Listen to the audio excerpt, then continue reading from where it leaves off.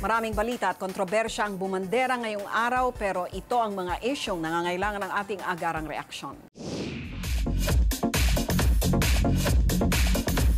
Marami ang nagngit-ngit sa galit matapos mapanood ang magarbong 2011 birthday party na ito na inorganisa ni Janet Napoles para sa kanyang nooy 21 years old na anak na si Jean Napoles. Sa tansya kasi ng marami, 8 milyon raw ang ginastos sa nasabing party. Abot lang ituloy ang sama ng loob ni Aling Vasyon sa mga politiko matapos niyang mabalitaang kasabwat ang mga ito sa 10 billion pork barrel scam na di umano'y ibinulsa lang ng negosyanteng si Janet Napoles kasama ng 28 kongresista at ang senador na sangkot sa issue. Kasi po ang dami pong taong naghihirap.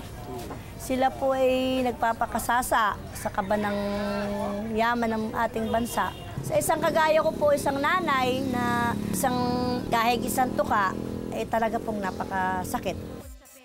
Ayon kasi sa mga report na ibinunyag ng whistleblower na si Ben Hurluy, pinondohan raw ng mga inakusahang politiko ang mga peking NGOs na inimbento raw at pagmamayari ng negosyanteng si Napoles gamit ang kailang PDAF o Priority Development Assistance Fund o mas kilala sa tawag na pork barrel. Ang pork barrel ay pondong ibinibigay sa mga senador at congressman para magpagawa ng mga proyektong magpupuno sa pangangailangan ng kailang mga kababayan, gaya ng mga infrastruktura, pabahay, maging mga pangangailangang medikal, edukasyon at iba pa. Ang bawat isang kongresista ay nakakatanggap ng PDAF kada taon na nagkakahalaga ng 70 million pesos, habang ang bawat senador naman ay tumatanggap ng 200 million pesos kada taon.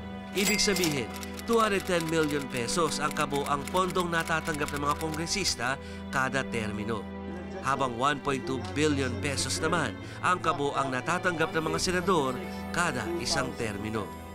Pero sa nabuking na scam, malinaw na hindi nakakarating sa mga tao ang pondong ito. Ikinuwento sa amin ng abogado ni Louie na si Attorney Levito kung paano pinatakbo ng pork barrel at special funds ng gobyerno ang mga questionableng foundation ni Napoles.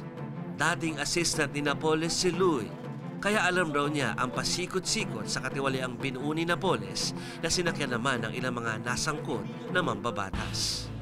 Ayon kay Bagaligot, 3 modus ang ginagawa ng grupo ni Napoles para mapaikot ang nakolektang pera mula sa PDAF. Pwedeng misdelivery, ibig sabihin kagaya ng nangyari sa fertilizer scam na 97% water, 3% fertilizer. Meron ding under-delivery, palalabasin nila na 1,000 ang nakatanggap ng tulong, ngunit 50 lamang pala. At meron ding tinatawag silang ghost delivery, yung wala talagang delivery. Nung pumasok itong Malampaya Fund, noong 2009, ay nagulat sila dahil walang ni piso na pumunta doon sa mga beneficiaries, supposed to be, dahil pinag-imbento sila ng mga pangalan ng mga beneficiaries. Mga empleyado na rin ni Janet Napoles ang pumirma sa mga pangalan na ito. Pati hardinero, katulong, yaya, pinapapirma din. Masakit tuloy para sa mga maralita gaya ni Aling Vasyong isipin habang hirap na hirap sila kumayod, mabilis na nagpapayaman lang ang kanilang mga ibinoto. Kagaya po ng asawa ko, nagpipidikap. Bago yan makakuha ng pambili ng 1 kilong bigas, ilang beses mo na yan maghatak-hatak ng padyak. Kagaya ko po, minsan may ginagawa na extra-extrang paglalaba. Minsan wala. Napakahirap po. Maghanap ng pera. Yung pambili ng 1 kilong bigas, ang hirap hanapin po. Samantalang sila na may mga pork barrel, easy-easy lang dahil malaki yung pera. Na nagmula din naman sa taong bayan. Pero hinala ni Bayan Representative Colmenares, bukod sa nagsabuatan ng mga negosyante at ilang politiko, maaring damay rin ang DBM o Department of Budget and Management. Kakotsaba ang legislators, senators, congressmen, and fake NGO doon sa perang yon. So pag natanggap na ng NGO, may hati ang mga legislators at may hati rin yung fake NGO sa kanila lahat ng pera. Although kami sa bayan muna, tingin namin imbestigahan din yung DBM. Dapat hindi ganun kadali yon. Dapat may mga checks and balances along the way, no? Pero dahil sa sistema natin na ingrained ang corruption, transactional ang lahat ng mga dealings, karamihan ng mga dealings ng public officials natin, parang masyadong madali sa kanila. Kaya mungkahi ng Bayan Party List, baklasin na ang pork barrel sa Kongreso at Senado para hindi na pag-interesan ng mga tiwaling politiko. Hindi naman namin sinasabi na lahat ng senador o congressman nag-commit ng irregularity sa pork nila, pero para pantay ang lahat. Tanggalin na sa lahat, whether or not kinurakot mo yon o hindi mo kinurakot, para hindi na magkaroon ng source of corruption like PDAF. Tingnan natin, pag walang pork barrel, kung ilang tao ang tatakbo sa congressman, di ba, o senador. At pangalawa, tingnan natin kung magkano gagastusin niya sa eleksyon kung walang pork barrel. Dagdag pa ni Colmenares, taliwas sa gawain ng legislatura ang layunin ng pork barrel. Ang congressman at senador, hindi namin function yon. Ang binoto kami ng taong bayan, hindi para magpatayo ng basketball court. Binoto kami ng taong bayan para gumawa ng batas.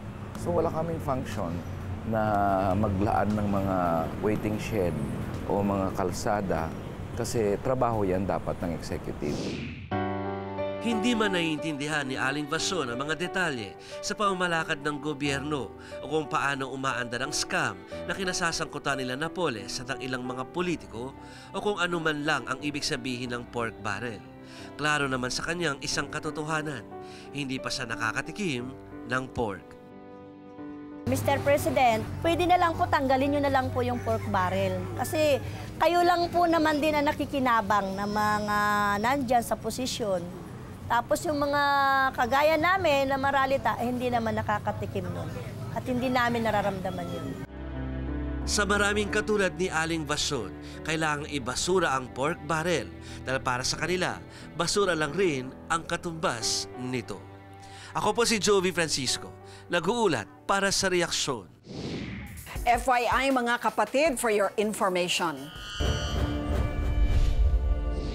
Dahil marami na ang nagsasabing nakasasama sa katawan natin ang madalas na pag-inom ng soft drinks dahil sa mataas nitong sugar content, usong-uso na ngayon ang mga diet o sugar-free soda, mga bersyon ng kilala nating soft drinks na walang halong asukal.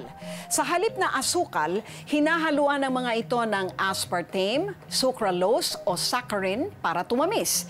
Ito ay sa paniniwalang hindi nakakataba o nakapagdudulot ng diabetes ang soft drinks na walang asukal. Pero sa isang bagong pag-aaral na inilathala sa periodikong Trends in Endocrinology and Metabolism, sinasabing maaaring hindi raw ito totoo. Natuklasang ginugulo raw ng pag-inom ng diet soft drinks ang ating metabolism o ang abilidad ng ating katawan na iproseso ang ating mga iniinom at kinakain para mapagkunan ng enerhiya at hindi maimbak sa ating katawan bilang taba. Kapag nakakatikim ang ating dila ng matamis, sinesenyasan na nito ang ating utak na maglabas ng hormones na panunaw ng asukal. Dahil walang asukal ang diet soft drinks, nalilito ang utak natin at natututong huwag nang paniwalaan ang nalalasahan ng ating dila. Sa susunod na makatikim tayo ng tunay na asukal, hindi na ito papansinin ng utak at hindi na ito kaagad na maglalabas ng hormone na tutunaw dito. Ang resulta, maiimbak ang asukal sa ating dugo at katawan. Sa halip na pumayat, maaaring tumaba lamang tayo at tumaas pa ang tsansang magkaroon ng diabetes. Bukod dito, may psychological effect din daw ang pag-inom ng diet soft drinks na maaaring makadagdag sa ating pagtaba. Dahil iniisip natin na hindi naman nakakataba ang iniinom nating diet soft drink, napaparami raw ang kain natin o kaya'y hinahayaan natin ang sarili natin na kumain pa ng ibang pagkaing may asukal. Ito raw ang dahilan kung bakit 7 sa bawat 10 mahilig uminom ng diet soft drink ay kadalasang nagiging obese pa rin sa loob ng 7 hanggang 8 taon ayon sa pag-aaral. Tayong mga Pinoy raw ang pinakamalakas uminom ng soft drink drink sa buong Asia.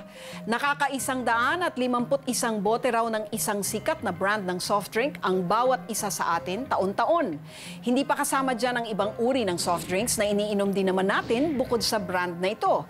At kung inaakala nga nating nakakaiwas tayo sa masasamang epekto ng labis na pag-inom ng soft drinks sa pagpili ng diet soft drinks, abay, dapat na rin pala natin itong iwasan. Kung walang magsasabi, walang mangyayari. Ang opinyon mo, pinakikinggan, pinag-uusapan dahil ang bawat balita may katumbas na reaksyon. Ako po si Lucy Cruz Valdez. Magandang gabi po sa inyong lahat.